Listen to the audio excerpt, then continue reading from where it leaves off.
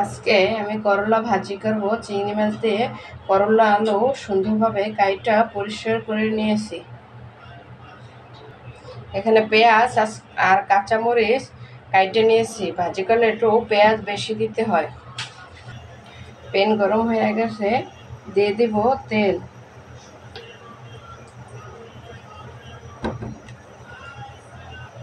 দিয়ে দেব চিংড়ি মাছ। চিংড়ি মাছটা আমি হলুদ দিয়ে লবণ দিয়ে মেখে নিয়েছি। আসসালামু আলাইকুম গাইস, আপনারা সবাই কেমন আছেন? মাছটা ভাজা হয়ে গেছে, হালকা ভেজে নিচ্ছি। বেশি ভাজি করলে চিংড়ি মাছটা শক্ত হয়ে যায়। দিয়ে দেব পেঁয়াজ কুচি আর মরিচ ফালি। পেঁয়াজটা ভালোভাবে ভেজে নেব।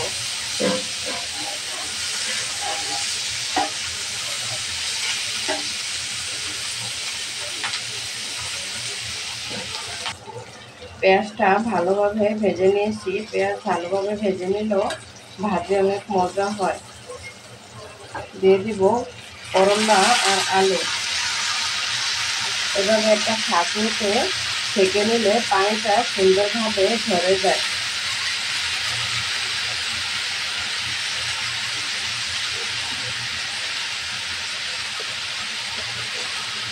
দিয়ে দিব লবণ।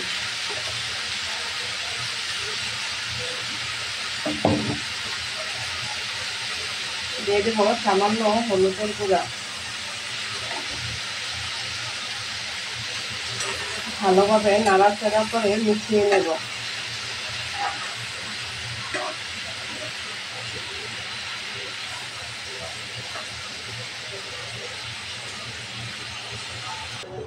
সিদ্ধ হওয়ার জন্য ঢাকনা দিয়ে ঢেকে দেব। একটু নাড়াচাড়া করে নেব, নিচে যেন লেগে না যায়।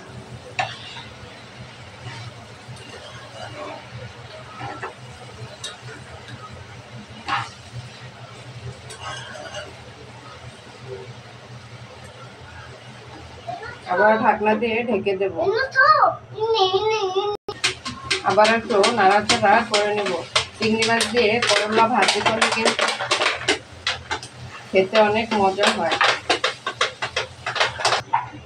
করলা অল্প অল্প ঝালে ভাজতে হয়, নাহলে পুড়ে যায়, সিদ্ধ হয় না।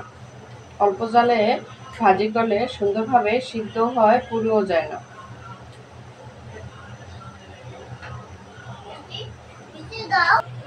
করলা ভাজা হয়ে গেছে, দেখুন কালারটা কত সুন্দর হয়েছে। দেখতেও কত সুন্দর লাগছে, খেতেও কিন্তু অনেক মজা হবে। আমার ভিডিওটি যদি আপনাদের কাছে ভালো লেগে থাকে তাহলে শেয়ার করে দেবেন আর কমেন্টে জানাবেন। আল্লাহ হাফেজ।